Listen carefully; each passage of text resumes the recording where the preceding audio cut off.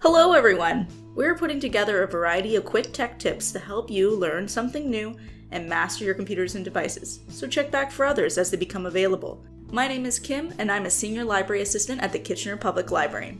You may recognize me from the Central Branch.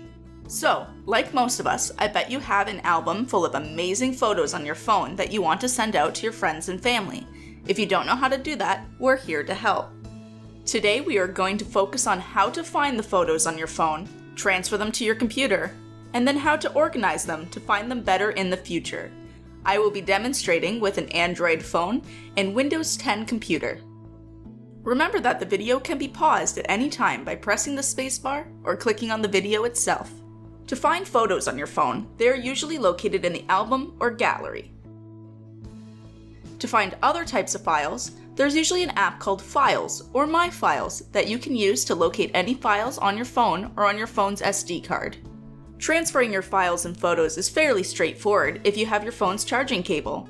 Most phone charging cables will feature a cable that can detach from the wall plug and will have a USB at one end. Use your phone's charging cord to plug your phone into your computer's USB port. There should be a pop-up on your screen about a new drive. If not, you can always find the drive in File Explorer. If you don't see it, check if there's a message on your phone screen asking if you are wanting to charge your phone or connect it to the computer. Make sure that Connect is selected. To find File Explorer, look for an icon of a file folder on your taskbar at the bottom of your screen or search for it using the search bar. You should be able to identify your phone by a name that looks like it could be a cell phone in the drives list on the left-hand side menu. Double-click that open and you will want to look for a folder called DCIM. If you have an SD card in your phone, you will see an option for the SD card and the internal phone storage. DCIM is located in both options, and unless you have changed your photos to save to your SD card, they will be in your phone storage. This is where your camera images are located. Once we find that, you can transfer your photos in one of two ways. You can copy the whole folder or a single image by clicking, holding, and dragging it over to another folder of your choice on your computer. Or, instead of dragging your pictures, you could right-click on the folder or the image and click on Copy. Then, go to the folder where you would like to save your photos, right-click again, and select Paste. Both of these methods will only copy photos from your phone and will not delete them. If you want to transfer photos or files that you have downloaded from Facebook or from other applications, these are usually located by default in a different location from DCIM. Check for a folder with the name of the application where you would have downloaded the pictures from, such as Facebook. Follow the same process that we did for transferring camera photos for these photos as well. Now that we have transferred the photos over to our computer, let's organize them a bit. You may want to create a new folder to help organize your photos. Let's review how to do that.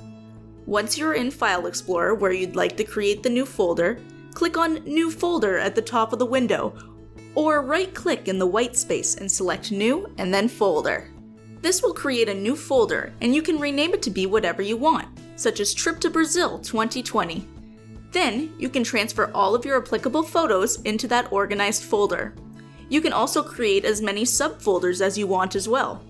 For example, you may want to separate your photos by beaches, food, or friends.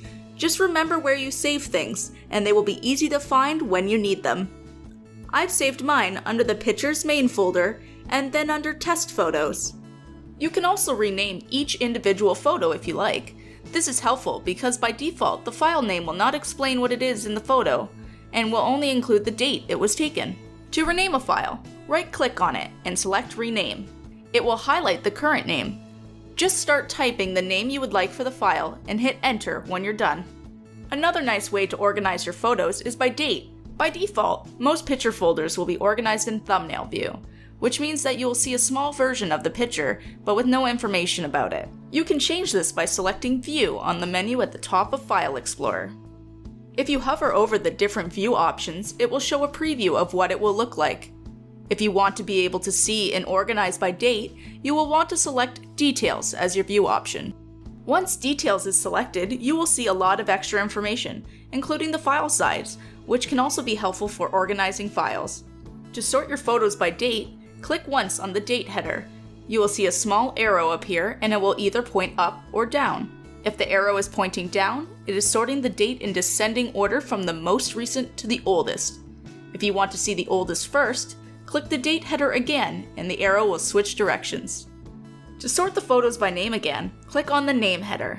It's important to note that folders will always stay at the top, but will also organize however you click the headers. And there you go, a quick overview of how to transfer a photo from your phone to your computer. You can watch this video again if I went too quickly, or check out some of the great lessons available through our database lynda.com. There are all kinds of great topics there. If you still have questions, we're offering virtual tech help where you can connect with a staff person. You can get all your questions answered from the comfort of your lounge chair. Check out this link to register for that. Thank you for joining us. We hope to see you face to face in the library again soon. Take care.